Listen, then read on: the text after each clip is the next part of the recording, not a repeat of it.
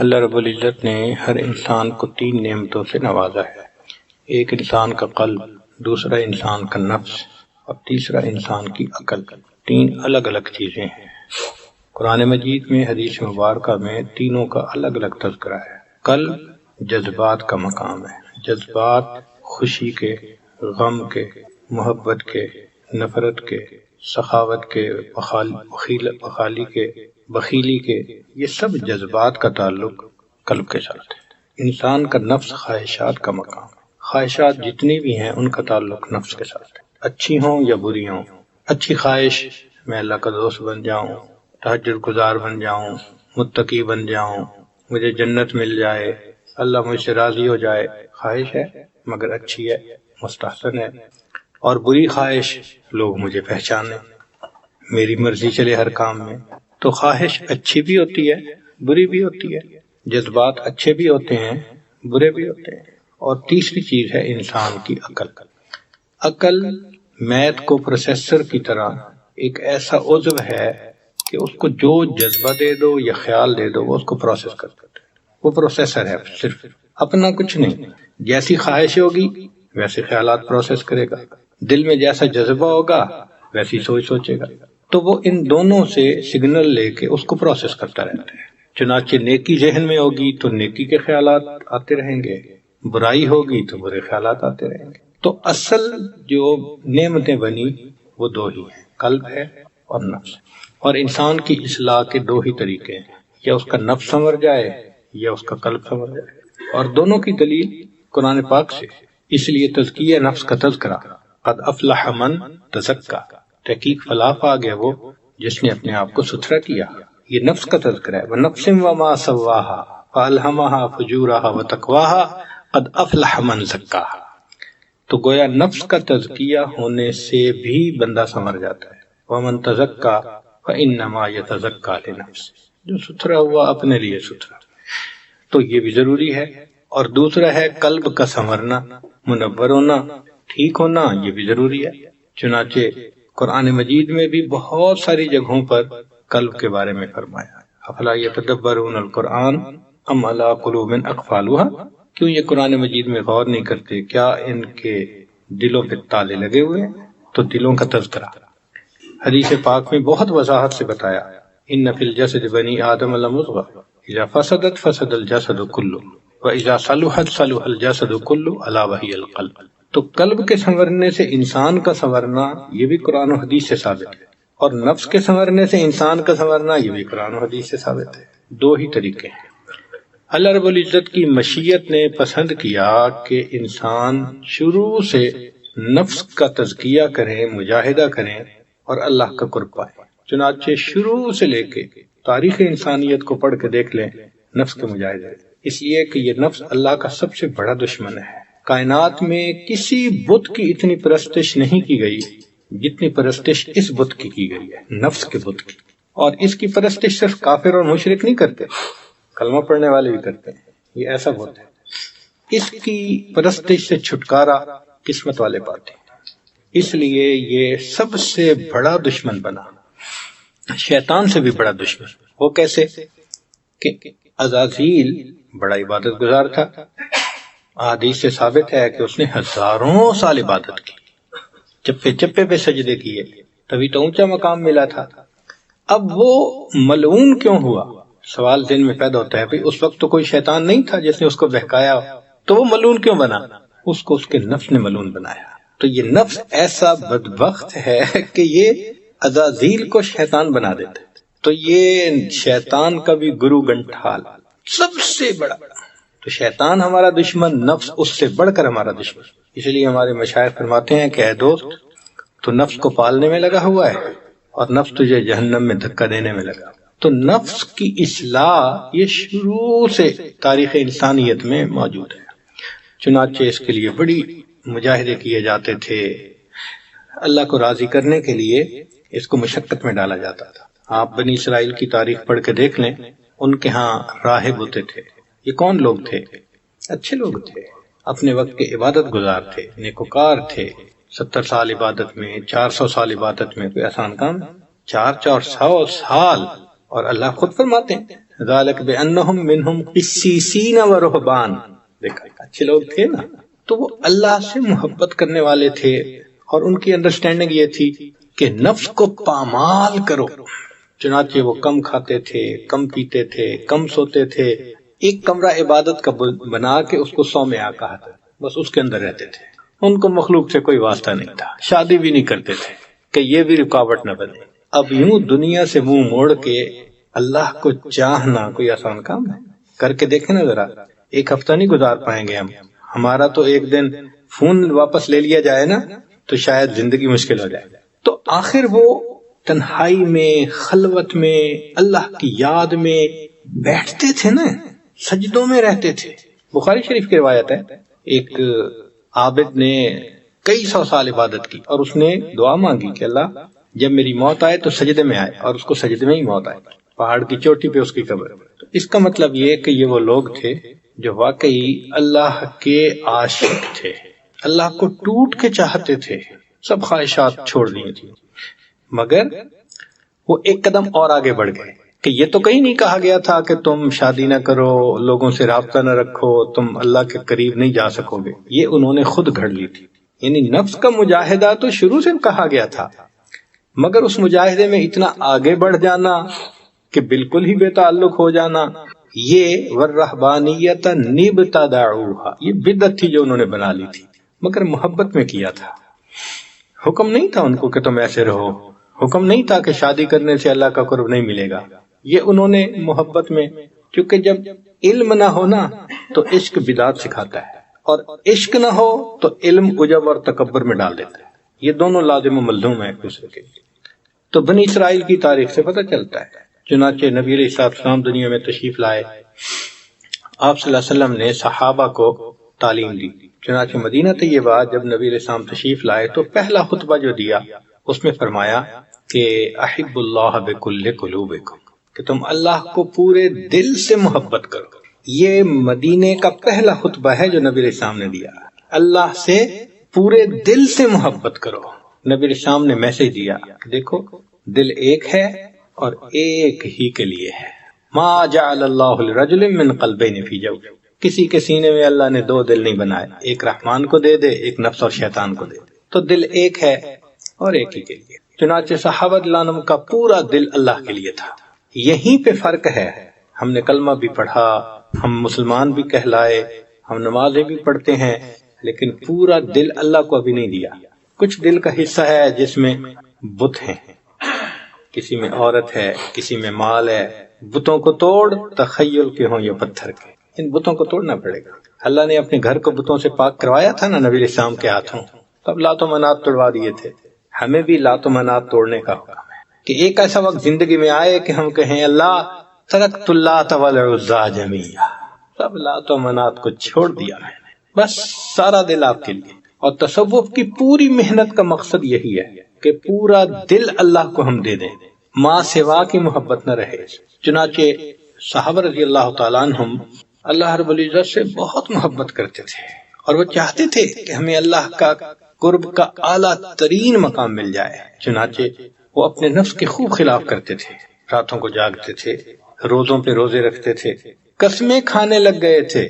تو نبی علیہ السلام نے بلا کے کہا کہ دیکھو میں تم میں سب سے زیادہ اللہ سے ڈرنے والا، سب سے زیادہ خوف کھانے والا، میں گھر میں بیویوں کے ساتھ بھی رہتا ہوں اور ایک دن کھاتا ہوں، ایک دن افطار بھی کرتا ہوں۔ تو اس کا مطلب یہ کہ صحابہ رضی اللہ عنہم کا بھی یہی تھا جذبہ کہ نفس کو پامال کرنے کے لیے بس جو کر سکتے ہو کر دو۔ تو نبی علیہ السلام نے ان کو ذرا بیلنس کیا کہ دیکھو وہ رہبانیت کے لائن پہ مت جاؤ کہ تم کہہ رہے ہو کہ میں بیوی سے نہیں ملوں گا آج کے بعد جب تک یہ نہ ہو جائے، نہیں، تم شریعت کے دائرے میں زندگی گزارو۔ چنانچہ صحابہ رضی اللہ عنہم نے پھر اس کے بعد ایک دن روزہ ایک دن افطار، ورنہ بعض ایسے بھی صحابی تھے کہ ان کی بیویاں نبی علیہ السلام کے پاس پہنچ گئی، اللہ کے نبی صلی اللہ علیہ وسلم ان کو تو ہم سے کوئی غرض ہی نہیں ہے۔ تو نبی علیہ السلام نے پھر ان کو سمجھایا کہ دیکھو بھائی بیویوں کے حق ہیں تمہارے اوپر۔ حتیٰ کہ عمر لانوں کے پاس ایک خاتون آئی، میرا خاوند ساری رات عبادت کرتا ہے، سارا دن روزہ رکھتا ہے۔ تو عمر لانوں پوچھتے ہیں کیا مطلب؟ کہتی ہیں ساری رات عبادت کرتا ہے، سارا دن روزہ رکھتا ہے۔ تو کعب لانوں قریب بیٹھے ہوئے تھے، وہ کہنے لگے اس نے بڑے اچھے انداز سے خاوند کی شکایت لگائی، تو وہ کہنے لگے یہ تو تعریف کر رہی ہے، تعریف تو کر رہی ہے، جو ساری رات عبادت کرے گا، سارے دن روزہ رکھے گا، تو بیوی کے لیے وقت کہاں سے بچے گا؟ تو اس کا مطلب یہ کہ صحابہ رضی اللہ عنہم اتنی عبادت کرتے تھے، نبی علیہ السلام نے پھر ان کو سمجھایا۔ مگر ایک چیز آپ کو کامن ملے گی ان کی زندگی میں کہ نفس کی خواہش کو توڑنا ان کے اوپر ختم۔ ذرا سی کوئی بات اس میں نفس کی خواہش شامل ہوتی تھی نا۔ عبداللہ ابن عمر رضی اللہ عنہ نے بیمار ہیں، آخری وقت ہے، دل میں چاہت ہوئی میں مچھلی کھاؤں، گھر والوں کو بتا دیا مچھلی منگاؤ، انہوں نے مچھلی منگائی، پکا لی، این آخری وقت میں جب کھانے کا وقت آیا، ساحل آ گیا، وہ مچھلی اٹھا کے دے دی۔ تو صحابہ رضی اللہ عنہم جب دیکھتے تھے کہ ایک چیز نفس کے اندر آئی، فوراً اس کے خلاف کرتے تھے۔ تو یہ نفس کے خلاف کرنا، خواہشات کو توڑنا، یہ تزکیہ حاصل کرنے کا ایک طریقہ ہے جو سلف صالحین سے چلا آ رہا ہے، اور صحابہ کے ابتدائی دور میں یہی طریقہ چلا۔ چنانچہ تابعین کی زندگی کو دیکھ لیں، تبع تابعین کی زندگی کو دیکھ لیں، وہ اپنے اوپر اس قسم کی پابندیاں لگاتے تھے۔ عمر بن عبدالعزیز رحمۃ اللہ علیہ خلیفہ بنے، نیت کر لی کہ آج کے بعد بس میں غسل نہیں کروں گا جو بیوی کے ساتھ ہوتا ہے۔ اب بتاؤ یہ کوئی فرض تو نہیں ہے نا، یہ شرط تو نہیں ہے نا خلیفہ بننے کی، مگر بس ایک احساس ذمہ داری تھی کہ اب میری مسئولیت بڑھ گئی، لہذا اب میں اپنا پورا وقت اللہ کی عبادت، یہ حال تھا۔ چنانچہ صحابہ رضی اللہ عنہم اور تابعین کے بعد یہ سلسلہ پوری امت میں چلا کہ اللہ کو پانے کے لیے نفس کا تزکیہ کرنا ضروری، اور نفس کے تزکیہ کے لیے مجاہدے ضروری۔ چنانچہ اکابر نے خوب مجاہدے کی، آپ کتابوں میں پڑھتے ہیں معمولی کھانا کھایا، ایک لقمہ کھاتے تھے، 2 لقمے کھاتے تھے، 1 گھونٹ پانی پیتے تھے۔ آپ احوال الصادقین پڑھ کر دیکھ لیں علامہ عبدالوہاب شیرانی رحمۃ اللہ علیہ، آپ حیران ہو جائیں گے۔ وہ لکھتے ہیں کہ اتنا کم کھاتے تھے کہ ہمیں ہفتے کے بعد جا کر لیٹرین کی ضرورت محسوس ہوتی تھی، 1 ہفتے کے بعد، اور مینگنیاں جیسے بکری کرتی ہے نا، اس طرح اجابت ہوتی تھی کم کھانے کی وجہ سے۔ اپنے بارے میں لکھتے ہیں کہ میں کھاتا تھا تو مجھے روزانہ 1 مرتبہ بیت الخلاء جانے کی ضرورت پیش آئی تو میری والدہ نے مجھے کہا کہ حکیم کے پاس جاؤ تمہارا پیٹ خراب ہو گیا۔ 24 گھنٹے میں 1 مرتبہ بیت الخلاء جاتے تھے تو ماں کہتی ہے حکیم کے پاس جاؤ تمہارا پیٹ خراب ہو گیا، اور ہم ماشاءاللہ نمازیں جتنی ہیں اس سے بھی زیادہ مرتبہ ہیں، بیت اللہ 5 مرتبہ، بیت الخلاء 7 مرتبہ۔ تو اس کا مطلب یہ ہے کہ سلف صالحین واقعی بہت مجاہدہ کرتے تھے، راتوں کو عبادت کرتے تھے، عشاء کے وضو سے فجر کی نمازیں پڑھتے تھے، تلاوت میں لگے ہوتے تھے۔ ایک کامن سی چیز تھی رات کو جاگنا، ایک عام چیز تھی، جو کہا جاتا ہے نا کہ مدینہ طیبہ میں اگر کوئی جاتا تو شہد کے مکھیوں کے بھن بھنانے کی آواز آتی ہے، اس لیے کہ زندہ شہر تھا، زندہ لوگ تھے۔ تو مجاہدہ نفس کا کر کے اپنے آپ کو شریعت کی لگام دینا اور اپنے آپ کو نیکی کے اوپر لگانا، یہ ہمارے اکابر کا طریقہ رہا ہے۔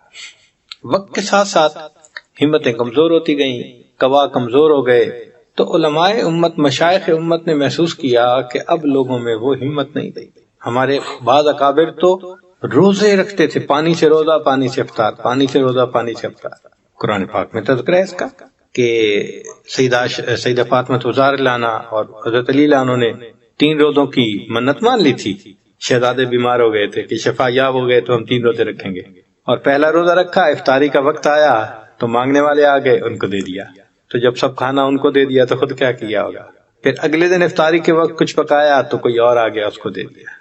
پھر تیسرا دن ہوا تو تیسرا، مسکینم و یتیمم و اسیرا، تو اپنا کھانا ان کو دے دیا۔ سیدہ عائشہ صدیقہ رضی اللہ عنہا کے پاس اتنا مال آیا، شاید 50,000 درہم تھے یا ریال جو بھی تھے، دینار تھے۔ خادمہ کو کہا کہ مدینے کی بیواؤں کو بلاؤ، اور ان کو تقسیم کرتی رہیں۔ آخر پہ خادمہ آئی، کچھ تھوڑے سے پیسے دے دیں، افطاری کا سامان لاؤں۔ کہنے لگے مجھے پہلے بتاتی ہیں، آپ نے تو بتایا نہیں، میں نے سب خرچ کر دی۔ یعنی روزے سے ہیں، اپنی افطاری کے لیے کچھ نہیں بچا۔ تو یہ چیز بتاتی ہے کہ ہمارے اسلاف بہت مجاہدہ کرتے۔ نبی علیہ السلام کی نبوت کی زندگی میں 3 کنزیکٹیو دن ایسے نہیں آئے کہ آپ نے تینوں دن پیٹ بھر کے کھانا کھایا۔ 1 دن کھایا تو دوسرے دن فاقہ، 2 دن کھایا تو تیسرے دن فاقہ، 3 دن متواتر نہیں گزرے۔ ایک روایت میں ہے کہ عائشہ صدیقہ رضی اللہ عنہا 1 مرتبہ دن میں کھانا کھا رہی تھی دوسری مرتبہ، تو نبی السلام نے دیکھا، فرمایا عائشہ کھانے کے سوا اور کوئی کام نہیں. اور وہ فرماتی ہیں کہ نبی السلام کے بعد سب سے پہلی تبدیلی جو میں نے امت میں دیکھی وہ 2 وقت کا کھانا تھا. اس کا مطلب یہ کہ ہمارے اکابر نفس کے مجاہدے کے ذریعے عبادت کرتے تھے، اپنے رب کو راضی کرتے تھے، اللہ کے قرب کا مقام پاتے تھے. اب جب مشائخ امت نے دیکھا کہ بھائی وہ مجاہدے کرنے تو بہت مشکل، تو انہوں نے اللہ سے دعا مانگی، اللہ کمزور ہیں تو ان پر رحمت فرما دے اور آسانی کا کوئی معاملہ فرما دے. چنانچہ حضرت خواجہ بہاؤالدین نقشبند بخاری رحمۃ اللہ علیہ کی دعا اللہ کے ہاں قبول ہوئی، اور رب کریم نے ان کو ایک طریقہ ایسا واضح فرمایا جس میں نفس کے بہت مجاہدے نہیں ہیں، نفس کے بہت مجاہدے نہیں ہیں، آسان طریقہ ہے، کمزوروں کا طریقہ. وہ کیا ہے؟ وہ ہے کثرت ذکر اور اتباع سنت کے ذریعے سے اللہ کا قرب پانا. چنانچہ ہمارے مشائخ نقشبند نے لکھا ہے کہ پہلے سلوک متقدمین کے سلوک ہیں، چشتیہ، قادریہ، سہروردیہ. یہ حضرت علی عنہ سے چلے، حسن بصری رحمۃ اللہ علیہ سے آگے بڑھے، اور امت کے پہلے حصے میں خوب اس کے ذریعے سے اللہ نے اپنے بندوں کو اعلیٰ درجات سے نوازا.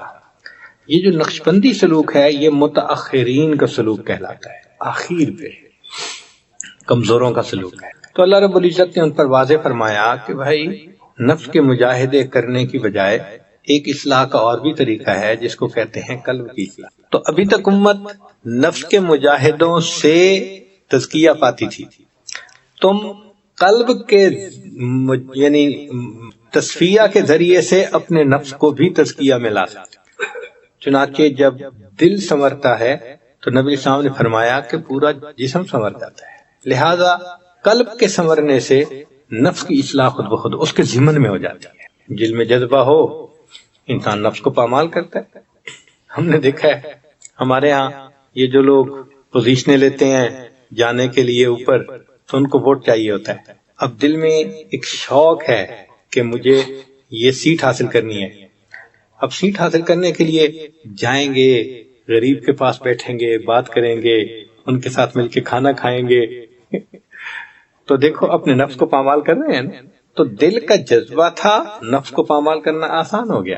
اور ہم نے دیکھا ہے کہ واقعی جب ووٹنگ کے دن ہوتے ہیں اولیاء جیسی زندگی ہوتی ہے. کھانا یاد نہیں ہوتا، پینا یاد نہیں ہوتا، راتوں کو سونا یاد نہیں ہوتا، 24 گھنٹے لگے ہوتے ہیں بیچارے. تو دیکھو قلب کے اندر ایک جذبہ ہے جس کی وجہ سے نفس پر ساری پابندیاں آ گئیں. تو یہ جو متاخرین کا سلوک ہے، اس متاخرین کے سلوک میں قلب پر محنت کی جاتی ہے اور نفس اس کے ضمن میں خود بخود پامال ہو جاتا ہے. محبت چیز ایسی ہے کہ محبوب کی خاطر سب کچھ قربان کر دینا آسان ہو جاتا ہے. چنانچہ دوسرے مشائخ نے فرمایا کہ ہم مجاہدہ نفس کے ذریعے سے سلوک طے کرواتے ہیں. ہمارے مشائخ نقشبند نے کہا کہ ہم اتباع سنت کے ذریعے سے سلوک طے کرواتے ہیں. تو اس سلسلہ میں کثرت ذکر اور اتباع سنت یہ 2 بنیادی چیزیں ہیں، یہ 2 پر ہیں، یوں سمجھ لیں. ان پروں سے بندہ اڑتا ہے. چنانچہ ہمارے مشائخ کی کتابوں میں یہ بات آپ کو بہت کثرت سے ملے گی کہ ہمارے سلوک کی بنیاد 3 چیزوں پہ ہے: کثرت ذکر، اتباع سنت، صحبت شیخ. تو صحبت شیخ تو یوں سمجھ لیں کہ سٹیئرنگ پہ جیسے کوئی بیٹھا ہوا ڈائریکشن طے کر رہا ہوتا ہے، اور اصل پر تو 2 ہی ہیں، کثرت ذکر اور اتباع سنت. اب کثرت ذکر اور اتباع سنت میں وہ مجاہدہ کھانے پینے کا نہیں ہے جو پہلے تھا. نقشبند بخاری رحمۃ اللہ سے کسی نے پوچھا کہ حضرت میں کتنا کھاؤں؟ فرمایا بھائی اچھا کھا، کام اچھی طرح کر. اگر تم عبادت کرو تو پھر جو ضرورت ہے اس کے تحت تم کھاؤ. کیا معاملہ؟ جو جانور کام اچھا کرے تو مالک اس کو چارہ ڈالتے ہوئے پریشان تو نہیں نہ ہوتا. تو فرمایا تم اچھا کھاؤ، کام اچھی طرح کرو. اس لیے ہمارے ہاں مجاہدہ یہ ہے کہ ہر کام کو سنت کے مطابق کیا جائے. اور اگر غور کریں تو یہ سب سے بڑا مجاہدہ. باجد بستامی رحمۃ اللہ علیہ فرماتے ہیں کہ میں نے 20 سال مجاہدہ کیا، ہر کام سنت کے مطابق کرنے سے بڑا مجاہدہ میں نے کوئی نہیں دیکھا. یہ کوئی آسان کام ہے. ایک شخص جنید بغدادی رحمۃ اللہ علیہ، یہ کوئی بزرگ تھے، ان کی صحبت میں 10 سال رہا. حضرت میں جاتا ہوں کسی اور کے پاس، اجازت دیں. کیوں؟ میں تو آیا تھا کرامت دیکھنے کے لیے، میں نے 10 سال میں کوئی کرامت ہی نہیں دیکھی. مان لے کہ اچھا یہ بتاؤ کہ ان 10 سالوں میں کوئی عمل سنت کے خلاف دیکھا؟ کہ نہیں. تو ایسے بڑی کرامت اور کیا ہو سکتی ہے کہ 10 سال میں کوئی کام سنت کے خلاف ہی نہ ہو. تو یہ سب مجاہدوں سے بڑا مجاہدہ ہے اتباع سنت، اور یہ آسان ہو جاتا ہے جب انسان کثرت سے ذکر کرتا ہے. اس لیے قرآن مجید میں کثرت سے ذکر کا حکم، اذکر اللہ ذکرا کثیرا والذاکرین اللہ کثیرا والذاکرات. ہماری جو بنیاد کمزور ہے نا، وہ یہ کہ ہم کثرت سے ذکر کرتے ہی نہیں ہیں. یہ 5 منٹ کا مراقبہ، 10 منٹ کا مراقبہ، یہ کیا بات ہوئی پئی؟ اگر دوسری کلاس کا طالب علم 10 منٹ روزانہ کتاب کھول کے پڑھے تو کیا سال کے آخر پہ پاس ہو جائے گا؟ تو اگر دوسری کلاس میں پاس نہیں ہو سکتا جو 10 منٹ روزانہ پڑھے، تو ولایت کے امتحان میں کیسے پاس ہوں گے بھائی؟ دوسری کلاس کے لیے تو اس کو 4 گھنٹے اور 6 گھنٹے اسکول میں لگانے پڑتے ہیں. تو حق تو یہ بنتا تھا کہ ہم بھی 4 گھنٹے مراقبہ کرتے. اب کوئی کہے جی کہ کتنا وقت نکالیں؟ بھائی انٹرنیٹ پہ ٹائم لگتا ہے نا، گھنٹوں لگتے ہیں. منٹوں کی بات تو کوئی کرے ہی نہ. جو منٹوں کی بات کرے گا وہ جھوٹ بولے گا، الا ماشاء اللہ. اس مصیبت کو ایک دفعہ جس نے کھول لیا اس کے گھنٹہ گیا، پتہ بھی نہیں چلتا گھنٹہ لگنے کا. تو اگر سکرین کے سامنے گھنٹہ بیٹھ سکتے ہیں تو پھر مراقبے میں کیوں نہیں بیٹھ سکتے؟ تو حق تو یہ تھا کہ ہم گھنٹوں مراقبے کرتے ہیں، لیکن ہم نہیں کرتے. بیت ہو جاتے ہیں شوق میں آ کے، حضرت بس تلاوت بھی کر لیتا ہوں، درود شریف بھی پڑھ لیتا ہوں، استغفار بھی. مراقبہ نہیں ہوتا. بھئی جو اصل چیز تھی اینٹی بائیوٹک تھی وہ تو لی نہیں، فائدہ کیسے ہو؟ تو ہماری مثال ایسے جیسے ایک ڈی ہائیڈریٹڈ پلانٹ ہوتا ہے نا، پتے مرجھائے ہوئے ہوتے ہیں، پھل بھی کمزور ہوتے ہیں، کیوں؟ پانی تھوڑا ملتا ہے اس کو. ایسے ہم ڈی ہائیڈریٹڈ قسم کے صوفی ہیں، ذکر کی کثرت نہیں کرتے، اور ہمارے پھر نظر بھی خطا کرتی ہے، زبان بھی پھر کچھ جھوٹ بول دیتی ہے، فلاں بھی ہو جاتا ہے، فلاں بھی ہو جاتا ہے. وہ سارے سمٹم ہمارے اندر ہوتے ہیں. تو کثرت ذکر ہماری بنیادی بیماری ہے. اگر ہم چاہتے ہیں کہ ہمیں اللہ کا تعلق ملے تو ہمیں اللہ کا ذکر کثرت سے کرنا پڑے گا. چلتے پھرتے لیٹے بیٹھے اللہ کو یاد، ایسی کیفیت ہو جائے کہ بس انسان کا دل کہے اللہ تیری یادوں کے سوا دنیا میں رکھا کیا ہے. امام راضی رحمت اللہ علیہ فرماتے تھے، اے اللہ دن اچھا نہیں لگتا مگر تیری یاد کے ساتھ، رات اچھی نہیں لگتی مگر تجھ سے راز و نیاز کے ساتھ. تو بنیادی کمی کوتاہی آج کے دور میں وہ ذکر کی کمی، اور جو ذکر کم کریں وَلَا يَذْكُرُونَ اللَّهَ إِلَّا قَلِيلًا، ان کی علامت بتا دی، مذبذبین بین ذالک لا الہ الا ولا الہ. اور ہم بھی آج مذبذبی ہیں، نہ پورے دنیا دار ہیں نہ پورے دیندار ہیں. دنیا داروں کے مجمع میں جا کے بیٹھو تو وہ کہتے ہیں یہ مولوی کہاں سے آ گیا، جاؤ، وہ بھی بگا دیتے ہیں. اور دینداروں کے مجمع میں آ کے بیٹھو تو اپنے گناہوں کو دیکھ کے لگتا ہے کہ ہم دینداروں کے مجمع بھی نہیں. واقعی صحیح بات ہے. ہمارے نفس کی حالت وہی ہے کہ دھوبی کا کتا، نہ گھر کا نہ گھاٹ کا، نہ ادھر ہے نہ ادھر ہے، نہ خدا ہی ملا نہ وصال صنم، نہ ادھر کے رہے نہ ادھر کے. تو ہم اگر چاہتے ہیں کہ ہم بدلیں، اس کا طریقہ کثرت ذکر، اتباع سنت. اتباع سنت سے مراد یہ کہ ہر کام کو سنت کے مطابق کریں. کھانا پینا، لباس، معاملات، معاشرت، ہر کام بس سنت کے مطابق کرتے ہیں. اور یہ آسان طریقہ ہے اپنے آپ کو سنوارنے کا کہ ہر کام کو سنت کے مطابق کرتے جاؤ. تو کثرت ذکر اور اتباع سنت سے یہ سلوک آسانی سے طے ہو جاتا ہے. آپ سمجھیں کہ یہ شاہراہ ہے، بھاگتا چلا جاتا ہے. آپ یوں سمجھ لیں کہ ایک بندے کو کہہ دیا جائے کہ جی آپ یہاں سے حج پہ جائیں بغیر سواری کے، وہ تو مشکل میں پڑ جائے گا. چلے گا، راستے میں کھانا نہیں پینا نہیں، کہاں ٹھہرے گا، کیسے سمندر عبور کرے گا، ریگستان آئیں گے، پہاڑ آئیں گے، کھڈے ہوں گے. تو اس کے لیے تو پہنچنا واقعی بڑا مشکل کام ہے. اور ایک طریقہ یہ ہے کہ یہاں سے بندے کو ایئرپورٹ پہ بٹھا دو، چلو بھائی سعودی عرب پہنچ جاؤ. یہ ہمارا سلوک یہ اسی طرح بائی ایئر پہنچانے والا سلوک ہے. اس لیے اس کو متاخرین کا سلوک کہا جاتا ہے. آسان ہے، بہت آسان ہے. بس 2 چیزوں کی پابندی ضروری، اتباع سنت اور ہر کام میں سنت کی اتباع اور ذکر کی کثرت. ذکر کی کثرت تو ایسے ہو کہ بندہ جو وقت ملے، 10 منٹ ملے، 15 ملے، گھنٹہ ملے، 2 ملے، فوراً اللہ کی یاد. اور جو لوگ کہتے ہیں کہ جی ہم تو مصروف ہیں، دفتر بزنس کی وجہ سے، شریعت کہتی ہے کہ تم دفتر مت چھوڑو، بزنس نہ چھوڑو، کرو، مگر دل اللہ کو طرف رکھو نا. یہ کہاں لکھا ہے کہ دل میں کسی اور کا خیال رہے؟ دل میں اللہ کو یاد کرو. رجال لا تلہیہم تجارت ولا بیع عن ذکر اللہ، تجارت اور خرید و فروخت میں انسان اللہ کو یاد کرے تو تاجر صدوق کو تو قیامت کے دن انبیاء کی قطار میں جو ہے ان کے، یعنی جہاں انبیاء کی قطار ختم ہوگی نا اس کے پیچھے جو لوگ ہوں گے وہاں تاجر کو جگہ دی جائے۔ تو مقصود ہے کہ ہر وقت دل میں اللہ کی یاد ہے، اور ہم نے تو دیکھا ہے اس کو کہ جب دل کہیں اٹک جاتا ہے نا 24 گھنٹے اسی کی یاد۔ یہ نوجوان ساتھی، میں نے اپنے دوست یہ یونس صاحب کو کہا کہ یہ صوفی لوگ ہیں، آپ ذرا غور کرنا، جہاں ٹھہریں گے نا بھاگیں گے باہر۔ آج ہم باہر سے آئے، کوئی ادھر فون پہ باتیں کر رہا ہے، کوئی ادھر فون پہ باتیں کر رہا ہے، پوری گلی میں ہمیں جگہ جگہ دیکھا، اٹکا ہوا ہے نا دل کہیں نہ کہیں، بھاگتے ہیں۔ اور بعض نے تو پھر مجلس میں رنگ بند کی ہوتی ہے، وہ دل دھڑک رہا ہوتا ہے، وہ وائبریشن ہوتی ہے تو دل دھڑکتا ہے، وائبریشن ہوئی اس کو لے کے بھاگے، ہاتھ میں آ گیا میسج، آ گیا فون ہے۔ تو جب دل اٹکا ہوا ہوتا ہے تو پتہ چلتا ہے کہ دل اٹکا ہے کہیں۔ جن کا اللہ کے ساتھ دل اٹکتا ہے ان کے اٹھنے بیٹھنے سے بھی پتہ چلتا ہے یہ اپنا دل دے چکے، یہ کسی کے بن گئے، دل و من لئی تیری بن گئے۔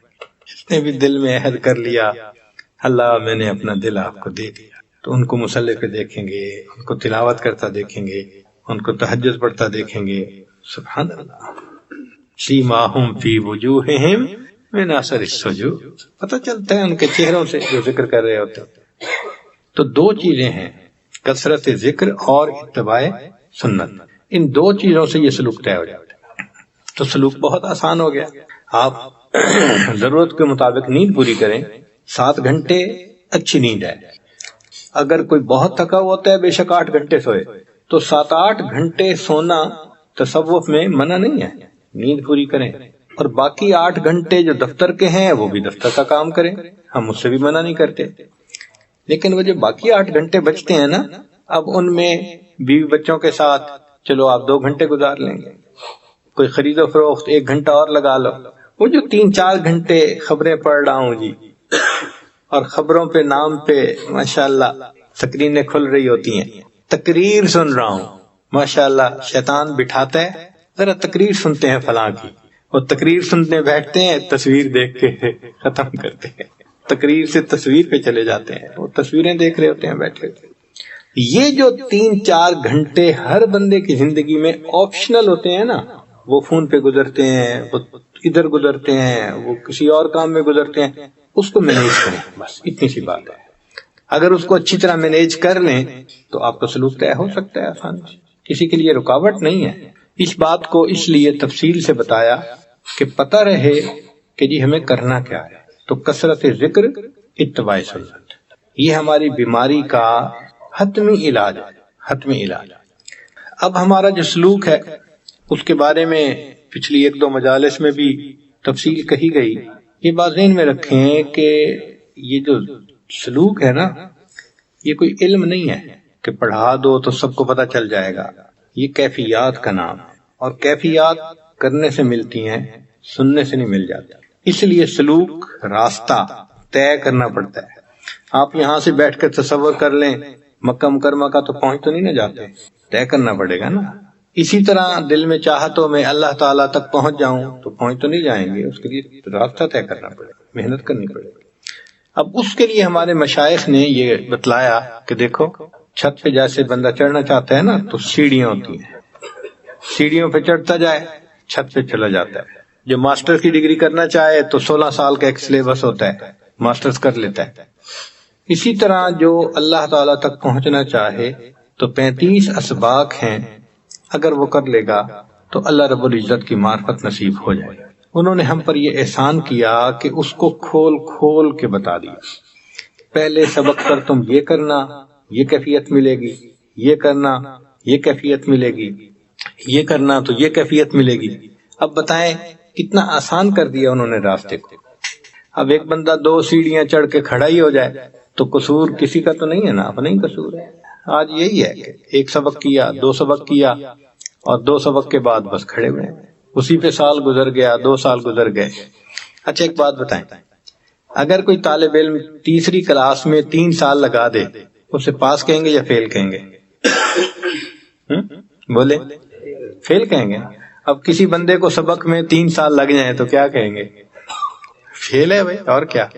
تو ہمیں آگے بڑھنا چاہیے، کوشش کرنی چاہیے، اور اس میں رکاوٹ ہماری اپنی سستی کے سوا اور کچھ نہیں۔ حضرت خواجہ محمد معصوم رحمۃ اللہ علیہ فرماتے ہیں اپنے مکتوبات میں کہ ہمارے اس سلسلے میں محرومی نہیں ہے، در طریق ما محرومی نیست، در طریق ما محرومی نیست، اس طریقے میں محرومی نہیں ہے۔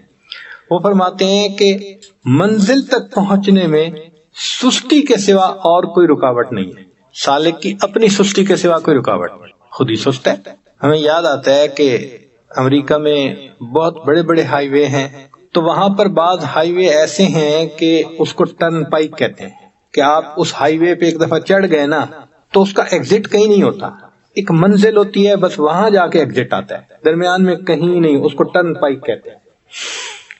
یہ سلوک بھی ٹرن پائک کی طرح ہے، جو چڑھ گیا ادھر ادھر کہیں نہیں جا سکتا۔ ہاں ایک ہی ہے کہ منزل پہ اگر نہیں پہنچا تو اس کا مطلب ہے کھڑا ہو گیا درمیان میں، ورنہ آہستہ بھی چلتا رہے تو پہنچ ہی جائے گا نا منزل پہ۔ ہمارے اس طریق میں منزل تک پہنچنے میں کوئی رکاوٹ نہیں ہے سوائے اپنی سستی کے۔ تو بھئی ہم سستی سے توبہ کریں، اور جن اعمال نے ہمیں سست بنایا ہوا ہے ان اعمال کو چھوڑیں، اور جہاں دل کو الجھایا ہوا ہے، اس دل کے ٹکڑے کئی ہوئے، کوئی یہاں گرا کوئی وہاں گرا۔ آج کل تو ٹکڑے بھی بہت ہوتے ہیں، اس پہ نظر پڑی تو ایک ٹکڑا اس کو دے دیا اس پہ نظر پڑی ٹکڑا اس کو دے دیا۔ تو ہم اپنے آپ کو ما سوا میں الجھنے سے بچائیں، یہ جو انٹر انٹو دی نیٹ، اس مصیبت سے بچیں، یہ بھی بڑی مصیبت ہے آج کل۔ اللہ اکبر کبیرہ۔ اللہ تعالیٰ نے تو زندگی اچھی گزارنے کے لیے وائف بنائی تھی، شیطان نے جہنم جانے کے لیے وائی فائی بنا دی۔ وہ بیچاری وائف کا بھی وقت وائی فائی کو چلا جاتا ہے۔ تو اس مصیبت سے بچیں، پھر دیکھیں کیفیات کیسے ملتی ہیں۔ اچھا یہ کوئی نیا تجربہ نہیں ہے کہ آج کے دور میں ایک نیا تجربہ کر رہے ہیں، نہیں، یہ کام اللہ نے ہمارے مشائخ پہ کھولا، کروڑوں لوگوں کو انہوں نے اس راستے پہ چلایا، خود بھی انہوں نے اللہ کی محبت پائی، کروڑوں بندوں کو اللہ کی محبت نصیب، اور ان کی پاکیزہ زندگی اس کے اوپر دلیل ہے۔ تو یہ پیٹنٹ کام ہے۔ سلوک کے بارے میں بار بار اس لیے بتایا جا رہا ہے کہ کم از کم ہمیں پتہ تو ہونا کہ ہم نے کرنا کیا ہے۔ ہمارے سلوک کے جو پہلے 7 سبق ہیں وہ لطائف کے اسباق کہلاتے ہیں، 5 لطائف عالم امر اور 2 عالم خلق۔ سارے لطائف کے ذکر کا ایک ہی جیسا اثر ہے، جیسے کسی عمارت کے پلر ہوتے ہیں، اس پر عمارت بنتی ہے۔ یہ 7 جو ہمارے لطائف ہیں، یہ 7 پلر ہیں جس پر ہماری روحانیت کی عمارت بنی۔ پلر مضبوط ہوتے ہیں تو عمارت بلند بنتی ہے۔ تو جتنا ہم ان پر زیادہ محنت کریں گے اور لطائف زیادہ روشن ہوں گے، اتنا پھر آگے معرفت کی سیڑھیاں چڑھنا ہمارے لیے آسان ہو جائے گا۔ تو اس پر محنت کرنے کی ضرورت ہے۔ تو 7 لطائف پر محنت کرنے سے انسان کو شریعت پہ چلنا آسان ہو جاتا ہے۔ اس لیے ساجد نے عرض کیا تھا کہ جب سالک بیت ہوتا ہے تو فسق فجور کی زندگی ہوتی ہے شروع میں، تو 7 اسباق اس کی زندگی کو فتویٰ میں لے کے آ جاتے ہیں۔ کم از کم حرام سے بچتا ہے، حلال کے دائرے میں آ جاتا ہے۔ تو 7 اسباق سالک کو فسق و فجور سے بچا کر حلال کے دائرے میں لے آتے ہیں، تو یہ فتویٰ کے اندر زندگی آ جاتی ہے۔ پھر 7 کے بعد تحلیل کے اسباق ہیں۔ تحلیل کے اسباق لا الہ الا اللہ، چاہے سانس روک کر کریں چاہے زبان سے کریں، ان کی یہ برکت ہے کہ دل پہ جھاڑو پھر جاتا ہے، تبتل مل جاتا ہے، انقطاع عن المخلوق، دل سے کسی کا تعلق رہتا ہی نہیں ہے، ہر ایک سے دل کٹ جاتا ہے، اللہ کے ساتھ جڑ جاتا ہے۔ تو یہ لا الہ الا اللہ جو ہے، یہ یوں سمجھیں کہ بالکل پالش کر دیتا ہے انسان کے دل کو۔ دیکھیں نا، ایک چیز کو پہلے صاف کرتے ہیں پھر پالش کرتے ہیں، تو ذکر نے صاف کر دیا اور تحلیل نے اس کو پالش کر دیا، چمکا دیا، اب ذرے کا نام و نشان ہی نہیں مٹی کے لیے۔ یہی کیفیت انسان کے سبق کی ہے۔ قرآن مجید کی آیت ہے وَاذْكُرِ اسْمَ رَبِّكَ، ذکر کر رب کے نام کا۔ اب کوئی ہم سے پوچھے جی تمہارے رب کا کیا نام ہے، تو ہم کیا بتائیں گے؟ اللہ۔ باقی تو صفاتی نام ہے نا، ذاتی نام جو ہے وہ تو اس میں جلالہ اللہ ہے، تو وذکر اسم ربک یعنی ذکر کر اللہ کے نام کا، رب کے نام کا۔ نتیجہ کیا نکلے گا؟ وَتَبَتَّلْ إِلَيْهِ تَبْتِيلًا، اور اس کی طرف تبتل اختیار کرو، مخلوق سے کٹو، اللہ سے جڑو۔ تو ذکر کو اس رتبے تک ہم نے پہنچانا ہے کہ مخلوق سے دل کٹ جائے، اللہ سے دل جڑ جائے۔ مخلوق سے دل کٹ جائے اور اللہ سے دل، جب تک دل ما سوا میں پھنسا ہوا ہے اللہ کی معرفت اس پر حرام ہے۔ اللہ تعالیٰ شرک پسند نہیں فرماتے، شرک پسند نہیں فرماتے۔ تھوڑا سا بھی دل میں کسی غیر کو جگہ دے دی ہوئی ہوگی نا، اللہ غنی ہے، کہتا ہے جاؤ جس کی محبت تم نے دل میں رکھی ہے اسی کو محبوب بناؤ۔ اسی لیے میسج لکھتے ہیں نا، تو جب میسج لکھنے لگے نا آئی لو یو، تو 3 لفظ ہیں، 3 دفعہ سوچا کرے۔ اگر تو دائرہ شریعت کے اندر ہے پھر تو ہے جائز، بیوی کو لکھا، ماں کو لکھا، باپ کو لکھا، شیخ کو لکھا، اگر تو دائرہ شریعت کے اندر ہے پھر تو ہے ٹھیک۔ اور اگر نفسانی، شیطانی، شہوانی وجہ سے لکھ رہے ہیں تو یہ 3 لفظ ڈرتے ہوئے لکھتے ہوئے 3 دفعہ سوچیں، ایسا نہ ہو کہ میں کہہ رہا ہوں آئی لو یو اور اللہ کہے محبت تو تو اس سے کرتا ہے تو جاؤ میں نے تمہیں اسی کے حوالے کر دیا، اپنے چاہنے والوں کی فہرست سے میں نے تمہیں کاٹ دیا۔ اس لیے یہ 3 لفظ لکھنا پہاڑ کی طرح بھاری ہونے چاہیے بندے پہ، سوچ کے لکھے۔ آئی لو یو کیوں لکھ رہا ہوں؟ نفس کی خاطر لکھ رہا ہوں۔ اگر نفس کی خاطر لکھا تو پھر اللہ کے چاہنے والوں میں سے نام کٹ سکتا ہے۔ اللہ بڑے غیور ہیں، بڑے غیور ہیں۔ ایک غیر چہرے پر محبت کی نظر سے 20 سال کے بعد قرآن پاک سینے سے نکال دیا گیا۔ یہ اللہ کی غیرت کا معاملہ ہے۔ نبی صاحب نے فرمایا انا اغیر الناس، انا اغیر ولد آدم واللہ اغیر منی، میں اولاد آدم میں سب سے زیادہ غیور ہوں، اللہ مجھ سے بھی زیادہ غیور ہے۔ تو اس لیے یہ جو ہے نا دل پھنس جانا کہیں، وہ تو رسی سے آپ نے کسی جانور کو باندھ دیا، وہ ہل نہیں سکتا۔ اچھا آپ اگر کسی پرندے کو 20 فٹ دھاگے سے باندھ دیں تو بیچارہ پرواز تو کرے گا مگر 20 فٹ سے اوپر جا ہی نہیں سکتا۔ ایسے ہی ہمارا حال ہوتا ہے، ہم نے دل ادھر ادھر کہیں اٹکایا ہوا ہوتا ہے، بس وہ ایک تھوڑی سی پرواز ہوتی ہے جو ہم کرتے ہیں ظاہر داری کی، اس سے اوپر جا ہی نہیں سکتا۔ گرفتاری سے کھلیں گے تو آزادی سے سفر طے کریں گے۔ اس لیے اس پہ محنت کرنے کی ضرورت ہے کہ دل کہیں نہ اٹکا ہوا ہو، کامل اللہ کو دینا ہے، پورا دل اللہ کو۔ محبوب حقیقی اللہ ہے، مشہود حقیقی اللہ ہے، مطلوب حقیقی اللہ ہے، خدا بندہ مقصود من تو یہ بھرس آئے۔ تو دل سے یہ آواز، اس کو کہتے ہیں باز گشت۔ دل سے آواز سنتے ہیں نا بندہ، اس کو باز گشت کہتے ہیں۔ تو ہمارے سلسلے میں باز گشت کیا ہے؟ خدا بندہ مقصود من تو ای برس آئے، تو مارا محبت معرفت ذوق شوق خود دے۔ تو دل سے آواز آئے تیرے سوا محبوب حقیقی کوئی نہیں ہے، کوئی نہیں، تیرے سوا مقصود حقیقی کوئی نہیں ہے، کوئی، ایسی کیفیت دل کی ہو۔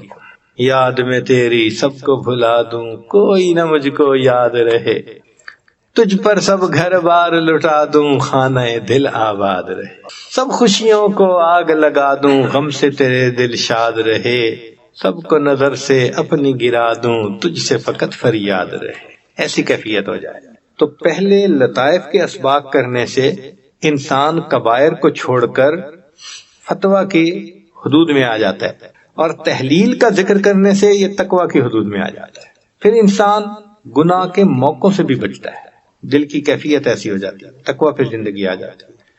اب جب ماں سوا سے بھی ہٹ کٹ گئے تو پھر کیا ہوتا ہے کہ اللہ کی محبت میں پھر انسان کو ایک جذب کا مقام ملتا ہے۔ چنانچہ ہمارے سلسلے کا جو 10واں سبق ہے مراقبہ احدیت، وہ فنا کا سبق ہے کہ انسان اللہ کی محبت میں فنائیت، گم ہوتا ہے اللہ کی محبت میں، اس کی کیفیت ایسی ہوتی ہے اللہ اکبر کبیرہ، ہر وقت اللہ کی طرف دھیان، اللہ کی طرف یاد۔ یہ فنا کی کیفیت بھی عجیب ہے۔ حضرت مجذوب رحمۃ اللہ نے فرمایا پینشن ہو گئی ہے، کیا بات ہے اپنی، اب دن بھی ہے اپنا اور رات ہے اپنی، اب اور ہی کچھ ہے میرے دن رات کا عالم، ہر وقت ہی رہتا ہے ملاقات کا عالم۔ تو یہ جو فنائیت کی کیفیت ہے نا، پھر ہر وقت ہی رہتا ہے ملاقات کا عالم۔ وہ زندگی کے لمحے کتنے اچھے ہوں گے، کہ جس میں انسان کا دل ایک اللہ کی محبت سے بھرا ہوا. تو ابھی تک تو ہمیں اللہ کی محبت کا وہ مزہ نہیں آیا جو بندے کو بیگانہ کر دیتا ہے. تو عالم سے کرتی ہے بیگانہ دل کو، عجب چیز ہے لذت آشنائی. ابھی وہ آشنائی کی لذت ہمیں نہیں ملی، تبھی تو ہم دنیا سے بھی بیگانہ نہیں نہ ہوئے. تو پہلے 10 سبق تک پہنچتے پہنچتے سالک کو اللہ کی محبت میں مستی کا مقام مل جاتا ہے، جذب کا مقام مل جاتا ہے، استغراق کی کیفیت. بس دل چاہتا ہے نہ کوئی مجھے چھیڑے، میں اللہ کی یاد میں بیٹھا رہوں، راتوں کو اللہ کی یاد، دن میں اللہ کی یاد.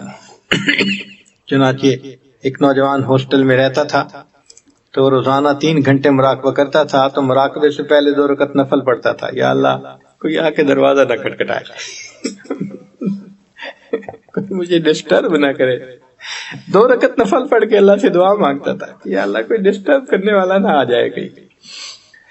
اللہ اکبر کبیرہ. یوں اللہ کی محبت میں وقت کا پتہ بھی نہیں چلتا. ایسا لطف ملتا ہے رہوں بیٹھا میں اپنا سر جھکا کر، سرور ایسا عطا کر دل بدل. ایک سرور ہوتا ہے، جائیے کس واسطے اے درد میں خانے کے بیچ، کچھ عجب مستی ہے اپنے دل کے پیمانے کے بیچ. ایک لطف ہوتا ہے، ایک مزہ ہوتا ہے. اللہ اکبر، جو اللہ والوں کو اللہ کی یاد میں ملتا ہے. تو یہ پہلے 10 اسباق ماں سوا سے بندے کو کاٹتے ہیں، اللہ کے ساتھ جوڑ دیتے ہیں، اور انسان اللہ کی محبت میں ڈوب جاتا ہے. اگر یہ کیفیات نہیں تو پھر اسباق کو نئے سرے سے کرنا چاہیے. چنانچہ بعض اوقات جو مجازین ہیں وہ پوچھتے ہیں کہ ہمیں کیسے پتہ چلے کہ یہ اس کا سبق طے ہوا یا نہیں. بھائی آسان طریقہ، اگر بیعت ہونے کے بعد اس کے اندر شہوات میں کمی آئی، آنکھ کا پرہیز آ گیا، غیر محرم سے تعلق چھٹ گیا، شریعت کے اوپر آ گیا، ظاہر شریعت کے مطابق بن گیا، تو اس کا مطلب یہ ہے کہ اب اس کے اوپر لطیفہ قلب کا اثر ہو رہا ہے، شہوت ختم ہو رہی ہے. غصہ کم ہو گیا تو لطیفہ روح ہو گیا، بخل ختم ہو گیا تو لطیفہ سر، حرص اور حسد نکل گیا تو لطیفہ خفی، اور خود نمائی، خود پسندی، عجب، تکبر یہ نکل گیا تو لطیفہ اخفا. تو ان بیماریوں سے بھی اندازہ لگ سکتا ہے کہ شفا ہو رہی ہے. اور اصل یہ کہ دیکھیں کہ اب مخلوق سے کٹا ہے اور اللہ سے جڑا ہے یا نہیں. اگر اسی طرح انٹرنیٹ پہ بیٹھنا، میسیجز کرنا، فونے کرنا اور انہی کاموں میں لگے رہنا، اس کا مطلب ہے کہ ابھی قلب نازیبا حرکتوں سے باز نہیں آیا، ابھی اس کو اللہ کی محبت کا مزہ نہیں آیا. جب تک قلب نازیبا حرکتوں سے باز نہ آئے، اللہ کی محبت کا مزہ اس پر حرام ہوتا ہے. تو دل کو غیر سے کاٹیے اور دل اللہ کا ہے، اللہ کو دیجیے. تو تحلیل اور مراقبہ احدیت کا سبق کرنے سے زندگی میں تقوی آ جاتا ہے، اور زندگی میں ماں سوا سے انقطاع آ جاتا ہے، اور انسان کو اللہ کی محبت میں ایک استغراق کی کیفیت ہوتی ہے. کسی نے کہا کہ حضرت آپ کو نماز میں دنیا کا خیال آتا ہے؟ میں نہ نماز میں آتا ہے نہ نماز کے علاوہ آتا ہے. ایسی کیفیت ہو جاتی ہے، بندے کا دل ہی اچاٹ ہو جاتا ہے دنیا سے. اچھا یہ نہیں ہے کہ بھئی اس سبق پہ پہنچ کے دنیا کا کام کرنا چھوڑ دیتا ہے، جاب چھوڑ دیتا ہے، بزنس چھوڑ دیتا ہے. نہ وہ کچھ نہیں چھوڑتا، دل ٹھنڈا ہو جاتا ہے، دل کٹ جاتا ہے. التجافی عن دار الغرور، وہ کیفیت حاصل ہو جاتی ہے. والانابۃ الی دار الخلود، ہمیشہ رہنے والے گھر کی طرف انابت ہو جاتی ہے. واستعداد للموت قبل نزول. اچھا اب یہ اگر کیفیت حاصل ہو گئی تو اس کے بعد پھر اگلے اسباق ہیں جن کو مشاربات کے اسباق کہتے ہیں. ان کے کرنے سے انسان کو اللہ پہ توکل، یقین کامل مل جاتا ہے. یہ لب لباب بتا رہا ہوں، ویسے تو ہر سبق کی اپنی اپنی تفصیل ہے، لیکن ایک لب لباب بتانا کہ اس پورے اسباق کا لب لباب یہ ہے اللہ کے ساتھ کامل یقین. اللہ تعالیٰ فعال لما یرید ہے، کائنات کا پورا نظام اللہ کے اذن سے چلتا ہے، بندے کو یقین ہو جاتا ہے. اس لیے ہر معاملے میں نظر اللہ پہ، نظر اللہ پہ.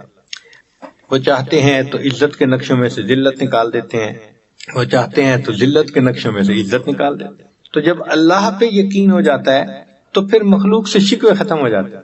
فلاں نے میرے بارے میں ایسے الفاظ کیوں کہے؟ اگر کہے اللہ نے کہلوائے. فلاں جی میری ٹانگیں کھینچ رہا ہے وہ نہیں کھینچ رہا، اللہ کھینچوا رہے ہیں، اللہ پہ نظر، اللہ پہ نظر، تو کسی سے شکوہ ہی نہیں رہتا۔ پھر بندے کی ایسی کیفیت ہو جاتی ہے لِكَيْ لَا تَأْسَوْا عَلَىٰ مَا فَاتَكُمْ وَلَا تَفْرَحُوا بِمَا آتَاكُمْ، راضی برضا بندے کی کیفیت ہوتی ہے، وہ اپنی امور کو اللہ کے سپرد کر دیتا ہے، ہر معاملے میں اللہ پہ توکل۔ پھر مخلوق کی مدح اور ذم برابر ہو جاتا ہے، کوئی دین کے معاملے میں ملامت کرے اس سے خفا نہیں ہوتا، اللہ اس سے کہلوا رہے ہیں، کوئی بہت تعریفیں کرے تو انسان ہوا میں نہیں اٹھتا، اللہ اس سے کہلوا رہے ہیں۔ تو یہ یقین یہ ان اسباق میں آ کے ملتا ہے، اور ذہن میں رکھنا کہ جن کا یہ یقین جتنا پکا ہوگا اتنا نسبت کا کام ان سے زیادہ بہتر لیا جائے گا، کیونکہ یہ عقل کے ذریعے چلنے والی چیز نہیں ہے۔ آپ عقل سے ایک کام کو پھیلا سکتے ہیں، دیکھو دنیا میں کتنے کام ہیں جو پھیلے ہوئے ہیں، کتنی تحریکیں ہیں جو پھیلی ہوئی ہیں، مگر قبولیت تو نہیں ہے نا۔ تو عقل سے پھیلاؤ تو آ سکتا ہے، گہراؤ نہیں آئے گا۔ گہراؤ آئے گا جب قبولیت ہوگی اندر، اور قبولیت ہوگی یقین کے اوپر۔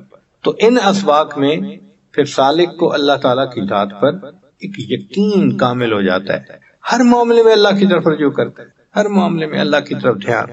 پھر اس کے بعد چند اسباق ہیں جن کو معیت اور اقربیت کے اسباق کہا جاتا ہے۔ ان اسباق میں جا کر پھر سالک کو اللہ تعالیٰ کے ساتھ مقام احسان والی کیفیت مل جاتی ہے، معیت کی کیفیت مل جاتی ہے۔ تو بس 3-4 لفظ یاد رکھیں سلوک کا خلاصہ۔ لطائف کے اسباق سے زندگی فتویٰ میں آ جاتی ہے، تحلیل کے اسباق میں زندگی تقویٰ میں آ جاتی ہے، مشاربات کے اسباق پہ انسان میں توکل آ جاتا ہے، میت کے اسباق میں انسان کو مقام احسان کی کیفیت مل جاتی ہے، اللہ کی میت ہر وقت استحضار رہ جاتا ہے، ان تعبد اللہ کأنک تراہ، یہ کیفیت ہو جاتی ہے۔ ہمارے مشائخ نے کہا کہ ولایت کا سلوک یہاں تک طے ہو جاتا ہے، اس سے آگے بھی سلوک ہے۔ یہ تو 16 سبق ہوئے نا، 35 تک ہیں، مگر وہ کمالات کے سلوک ہیں، کمالات نبوت، کمالات رسالت، کمالات اولو العزم، مراقبہ حقائق کے ہیں، مراقبہ حقیقت قرآن، حقیقت صلاۃ، حقیقت کعبہ ربانی، وہ سب حقائق اور وہ اونچے اسباق ہیں۔ تو وہ تو بات کی بات ہے نا، کم از کم ہر بندے کو یہ جو 15-16 سبق ہے یہاں تک تو پہنچنا چاہیے نا، تاکہ مقام احسان والی نماز پڑھنی نصیب ہو جائے۔ کب تک ہم بے دھیانی کی نمازیں پڑھتے رہیں گے، بے ذوق سجدے کرتے رہیں گے، بے سرور نمازیں پڑھتے رہیں گے؟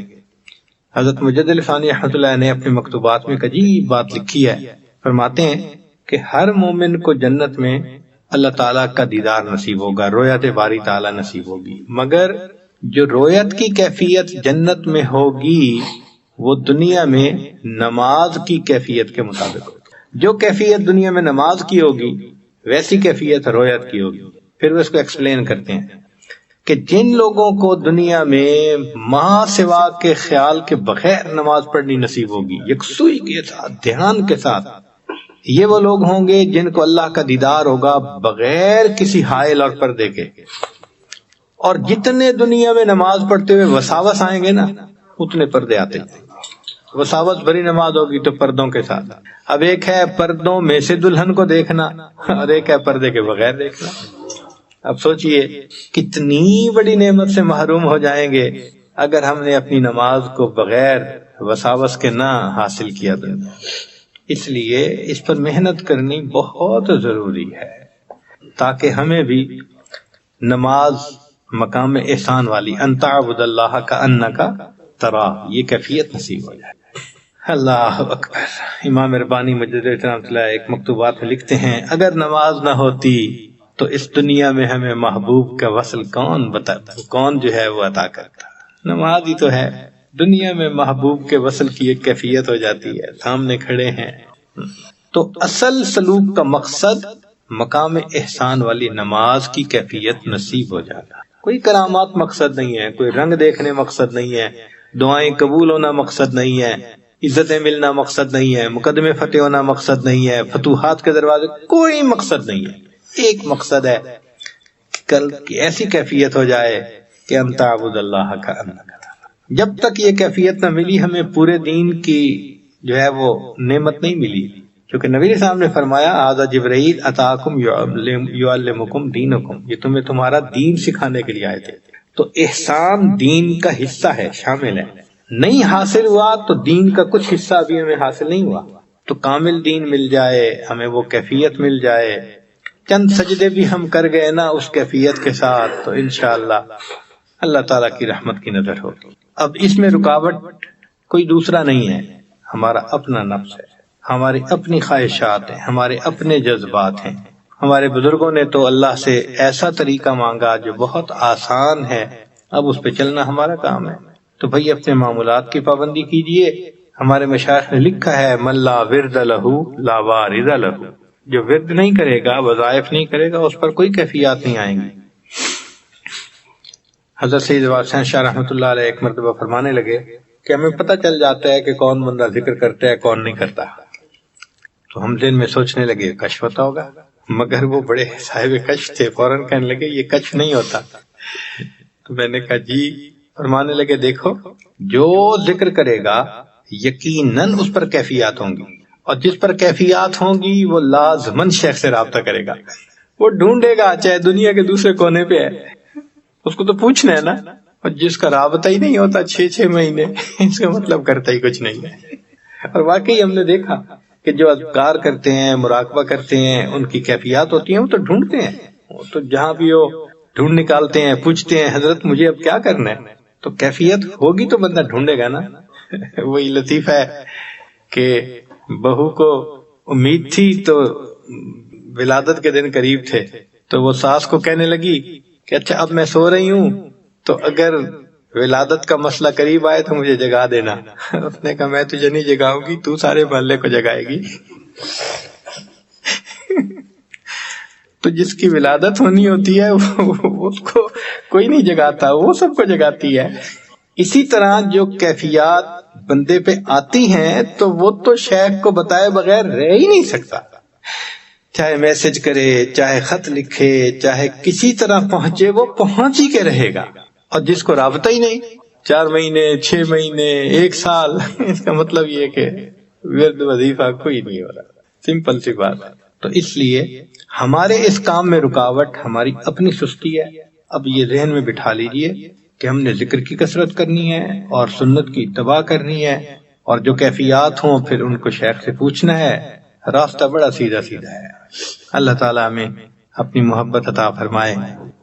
یہ نسبت قیامت تک چلتی رہے گی، یہ نسبت قیامت تک چلتی رہے گی۔ ہر دور اور ہر زمانے میں اللہ تعالیٰ اس نسبت کو پھیلانے کا بھی کام لیں گے، اور نسبت کے طلبگار بھی ہر دور اور ہر زمانے میں رہیں گے۔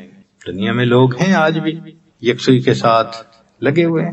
ہمارے بعض لوگ جب اپنے حال احوال سناتے ہیں تو دل کو خوشی ہوتی ہے۔ اب یہی رمضان گزرا تو کسی نے مشکل سے 1 ختم کیا ہوگا، کسی نے 2 ختم کیے ہوں گے۔ ایک نوجوان نے خط لکھا حضرت الحمدللہ اس رمضان میں 30 مرتبہ قرآن پاک پڑھنے کی توفیق ملی، روز 1 ختم، سبحان اللہ۔ ہم سمجھتے ہیں کہ آدھا گھنٹہ مراقبہ بڑی چیز ہوتی ہے، الحمدللہ کسی نے مجھے میسج میں بتایا کہ آج کل 4 گھنٹے روزانہ مراقبہ کرنے کا میرا معمول ہے، ڈیلی 10,000 مرتبہ کلمہ طیبہ کا ذکر روزانہ کرنا معمول ہے۔ کسی کا 20,000 دفعہ معمول ہے، 30,000 مرتبہ، بلکہ ایک خاتون ہے اللہ کی بندی 40,000 مرتبہ روزانہ کا ذکر کرتی ہے، روزانہ کلمہ 40,000۔ جو کرنے والے ہیں وہ کرتے ہیں، اپنے اوقات کو دین میں لگاتے ہیں۔ ایک عالمہ نے مجھے میسج کیا آج چھٹی کا دن تھا، الحمدللہ میں فجر کے بعد مراقبے میں بیٹھی، ظہر کی نماز کے وقت میں اٹھی، تو فجر سے ظہر تک مراقبہ کرنے والے اس وقت بھی لوگ موجود ہیں۔ یہ نہیں ہے کہ بھئی ہم اگر نہیں کرتے تو سارے ہی نہیں کرتے، کرنے والے اللہ کے عاشق ہر دور اور ہر زمانے میں۔ تو بھئی ہمیں بھی چاہیے کہ ہم آگے بڑھیں، اعمال کریں، اور اللہ سے اللہ کی محبت مانگیں۔ اللہ تعالی ہمیں یہ نعمت عطا فرما دے۔